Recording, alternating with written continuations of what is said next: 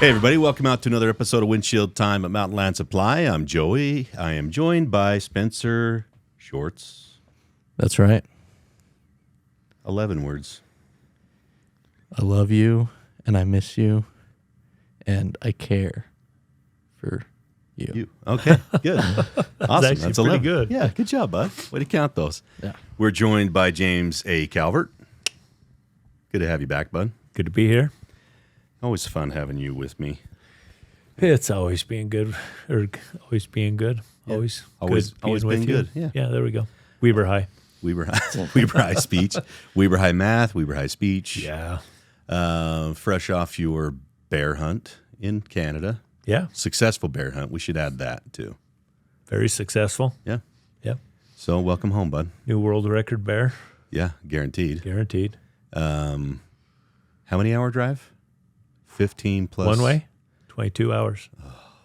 So 44 hours. That sucks. Round trip Totally worth it though. to shoot the world record bear. Yeah. It was cool. Totally worth it. Yeah, it was good.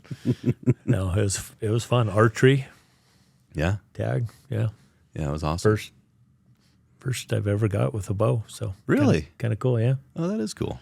Yep. It's not often that you get as much stuff as you do. It's not often that you get a first. No, yeah, I haven't hunted archery for quite a while, but back when I did, I was not good at it. Yeah. I didn't have the proper equipment. Right. So we're going to turn over a new leaf. We'll see if we can get an elk with a bow this year. That'd be awesome. Yeah, everybody else goes up to my place and shoots one, so I'm going to try. That's awesome. Yeah, it was good. So today and for the next however long, we're going to be talking about a customer at the end of every process. Life forever. Yes, Or forever. retirement. It's something that you and I have been passionate about forever. Yeah. And we're going to continue to be passionate about.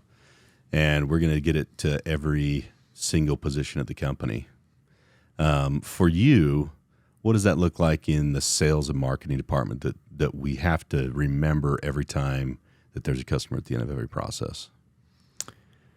Well, it's exactly what you're talking about. Like if you see a sales order or a transfer, there's a customer at the end of that that's waiting for that material for their livelihood to put that in and complete a project or a job and get that done. And it's our job to facilitate that as soon as we can. You know, to me, on the sales side, we have competitors up and down our footprint everywhere. You know, you have the big guys, you have some small guys. For the most part, we can all get there with pricing pretty close, you know, give or take a % or two here or there, depending on who wants to be cheap or whatever.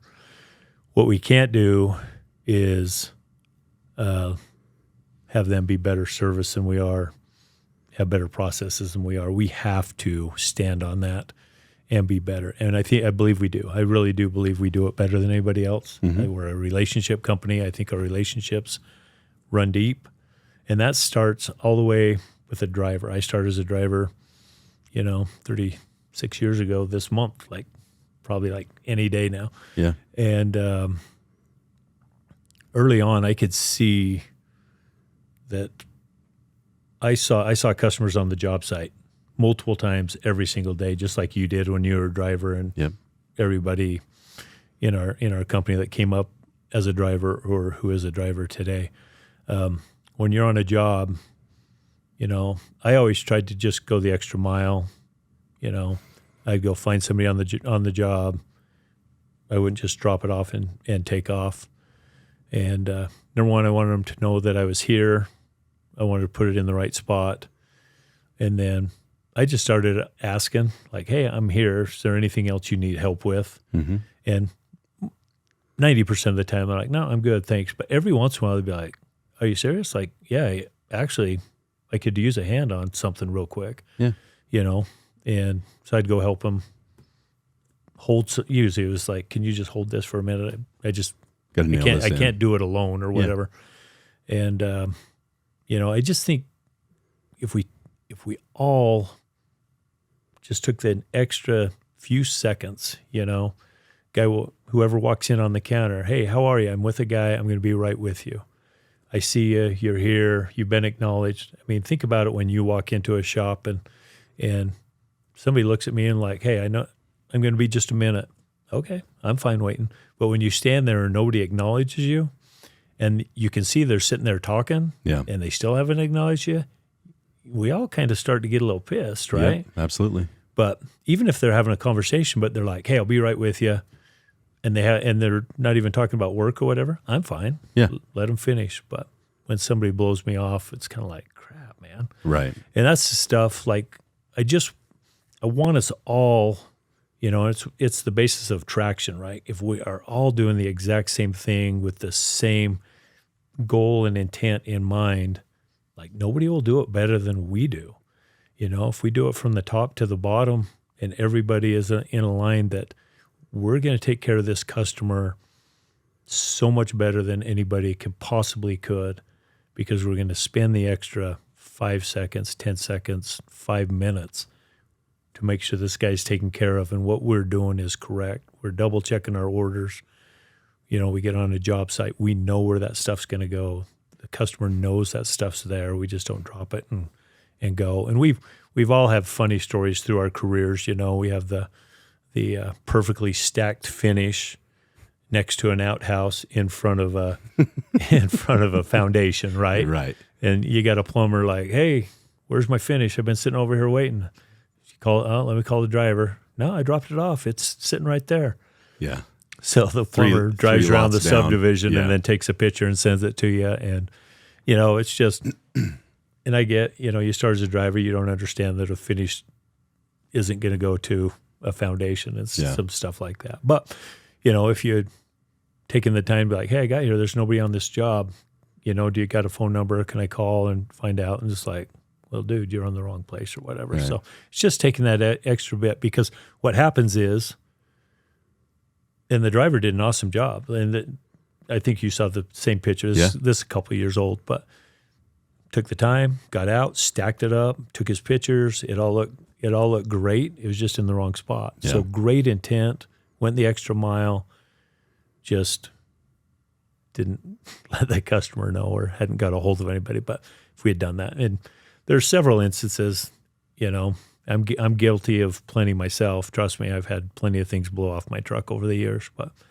it's just slow down and just remember there is somebody that's sitting there waiting to make their living based on what you guys are going to provide and what Mountainlands is going to provide and what we are all going to provide as a company. Well, I think a lot of it has to do with just ask a question. And none of us want to feel foolish, and I totally get that. I mean, I don't like feeling foolish either, but I'd rather feel foolish without the customer in front of me than with the customer in front of me. Yeah. Or have to pick up something that I screwed up. So if you take the time to ask a question in the warehouse before you leave, like, hey, why are we sending out this sewer pipe with a finish order? That doesn't make a lot of sense. And if you, and it is hard because when you first start at Mountainland, you don't know the construction process. So you don't know that, a setter shouldn't be going with a piece of sewer pipe or something like that. But you're never going to know if you don't ask a question. Right. So ask a few questions. And no question is dumb. The only dumb question is when you don't ask, right? We always say that. But I think all along the line, all along the process, if you just ask a few questions, you're going to save yourself a lot of time down the line. And we will never leave a customer hanging. That's what Mountainland does. And we respond very well. Right. We'll always take care of them. But sometimes taking care of the problem ends up costing us 4 hours instead of 4 minutes on the front of the process.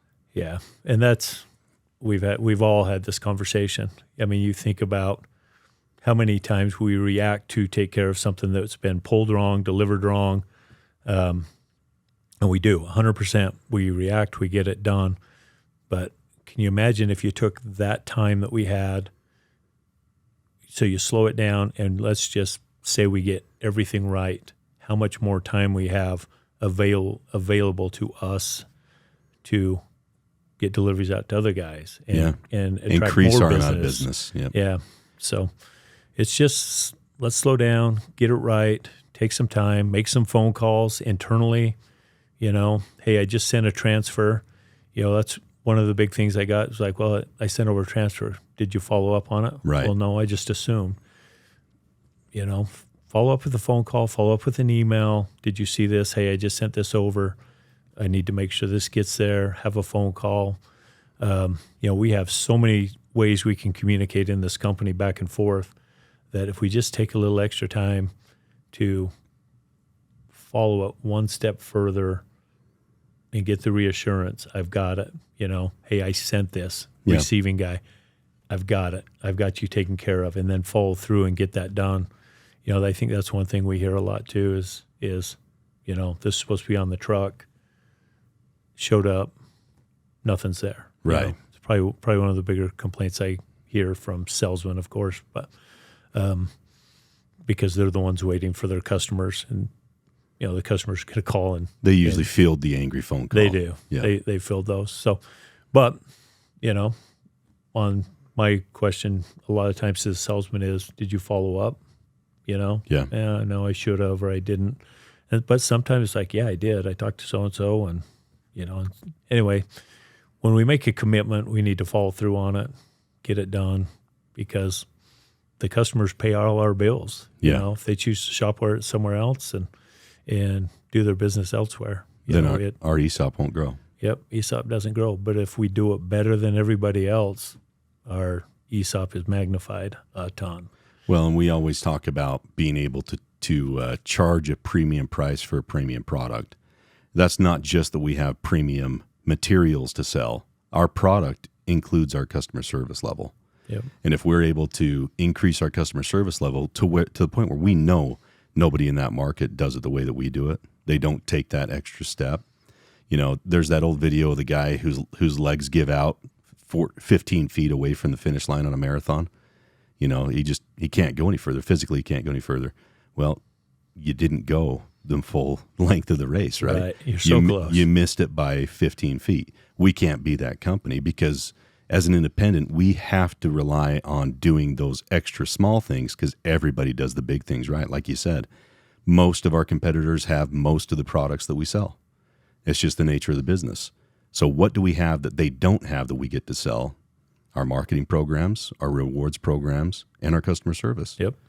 And if we fall short on those, then we're no different than anybody else, and then it becomes a pricing game. And we lose if it becomes a pricing game. Yeah, we don't want to play pricing games. No. From the sales side, we don't chase the cheap guys. Yeah. There's a lot of guys we could go out there and pick up a bunch of business with, but it wouldn't be profitable. Right. And we let our competition go do that.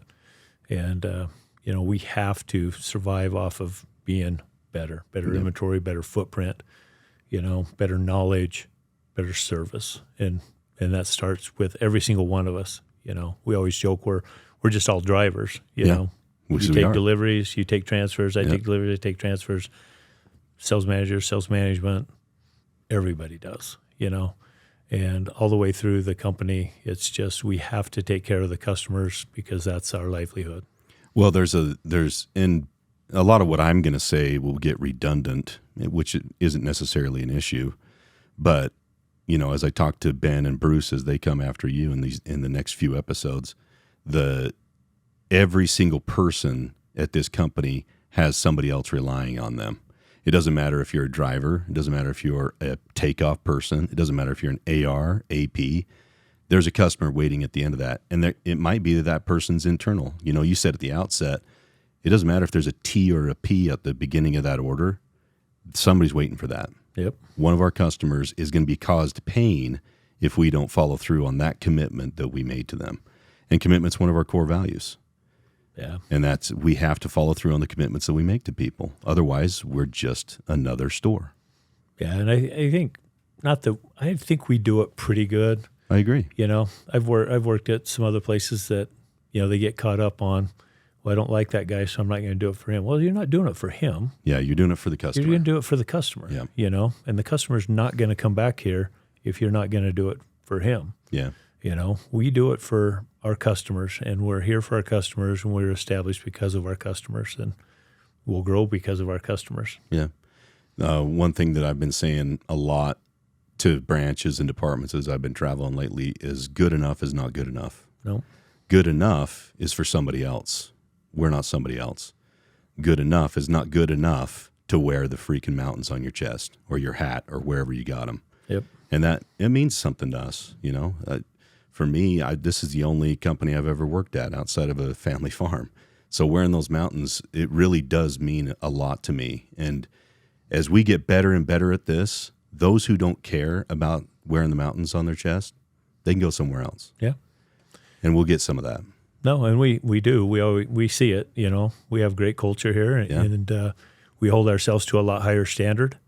And the employees hold other employees to a higher standard. Which and they the should. ones that won't be on that standard, our employees, bless your souls, you guys weed them out. Yeah. And they go to work somewhere else. Because our people demand better of themselves and of the people around them. And they should. This is their company. It's our company. And I love to watch it. I love when somebody comes up, it's like, dude, so-and-so, man, not going to cut it. He's not a Mountainland guy. Yeah.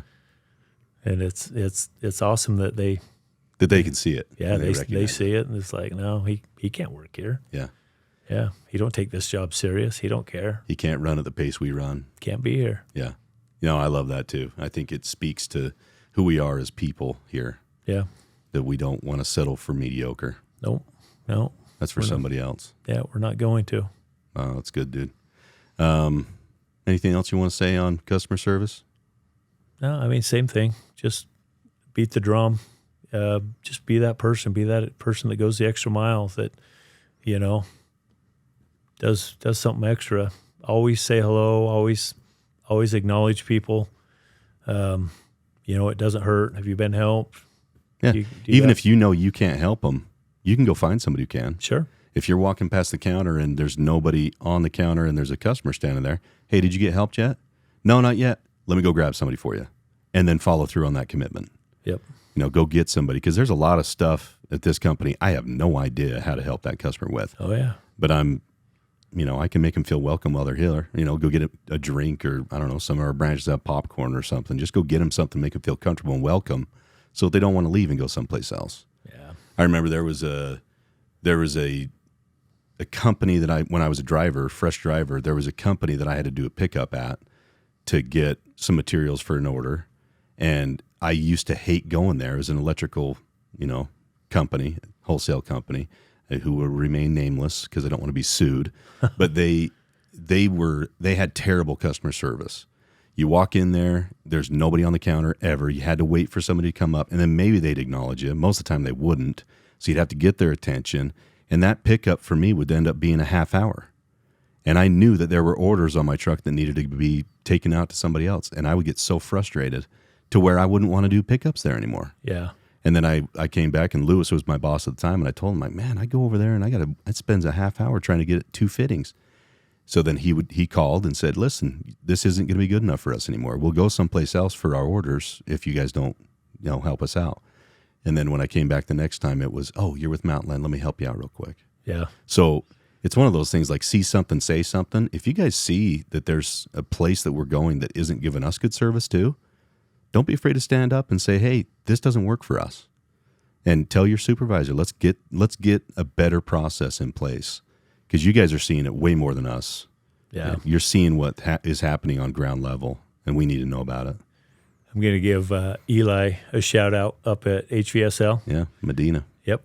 I walked in, this was 2-3 weeks ago, Yeah. and he didn't know I was coming, and Yeah. he didn't know I was there because he was sitting down, he had his back to me, but he had all his counter guys around, and he's having that customer service talks with those guys, like, hey, you guys, somebody walks in, even if with somebody, acknowledge them, let them know, let's go the extra. And I just kind of sat there and listened just for a minute before he realized that I was there. But I thought, that's exactly who we are. Yeah. And he's teaching exactly what we believe. Yeah. So kudos, Eli. I owe you lunch, man. That was awesome. But we should be doing that all the way across. Yeah. We should be having that conversation with the drivers. Hey, look, you're going to this job site. Find somebody. Here's a phone number. This is what it should look like. Let's just be that company that goes the extra mile and is always welcoming to everybody around them. And it's because it's magnetic. Yeah. I guarantee I go to the same bike shop in Ogden because I walk in and they acknowledge me. It's like Cheers. Yeah, and I drive by 3 bike shops to Not go to that anybody place. knows what Cheers is out there. Yeah, no kidding. Yeah. Not anymore. Scott Brown. 12 of us, yeah. But we need to be that place. Yeah. You know, we have customers that have options. Let's make this the place that they drive by 3 or 4 supply houses to get here. And I believe they already do. Yeah. I believe that happens. But let's just keep that up and keep it to the next level. Slow down, get stuff right. If you don't know, go ask somebody, and let's make sure we get it right the first time. Because like you said, we're going to fix it the second time, but it comes at a cost. It comes at a cost to another customer getting a delivery on time. It comes to the cost of a customer not trusting that we're going to get stuff right. And we have to slow down and get stuff correct. Well, and I even take it maybe even a step further into the sales department. You know, if you're at a job or if you're a plumbing salesman at a house and you see that they're putting a pool in, ask them where they're getting their pool stuff, because we sell that. Yep. You know, ask them where they're getting, if they're doing artificial turf, where do you get that? Where are you getting that from? Where's your landscaper shop? Ask those questions, even if it's not in your purview. That's money that Mountainland could be making and you have the contact for it. So ask a question. That's helping our customer, whether you realize it or not. It's helping them, so they just have to cut one PO. Yeah. You know, they can just cut it to Mountainland and be done with it, and they don't have to worry about it anymore. We have so many options. Oh, we have And so we have many customers options. all the time like, I love coming here because it cuts out how many vendors I have to deal with. Exactly. And it's a powerful thing. It's awesome. Yeah, it is. So, and we really do. We have the best people in the business. We have the best ops team. We have the best sales team. We really have great counters, inside sales. You know, we're developing talent all the time. We're growing. Like we really, really do it well. But we can always do it just a little bit better. And I think that's our ask to everybody with this is to slow down just a little bit. You know, take the extra few minutes to get stuff right. Take an extra few minutes to make a phone call, to follow through, to get back to somebody, because there is a customer that's waiting for that stuff. Yep. So It's awesome, bud. amen. Amen. Thanks for taking the time. I know you're busy. I got my hair cut just for this. You look good too. Yeah, it was getting pretty bad. Even without a hat on, I'd say you're a hard 8 right now. Probably. Throw a hat 9. on. Ooh. Hard 9. Shorts Dang, giving you a 9. God, I like it. Yeah. You did have a rough weekend though. So Yeah, yeah. beer goggles. Yeah, they're still there, you know. There's beer goggles on for you. That's good. We'll take it. Yeah. I don't care at this age, whatever, man. All right. Thanks, bud. Appreciate it. Okay. Thanks, Appreciate everybody it. out there. We'll see you down the road.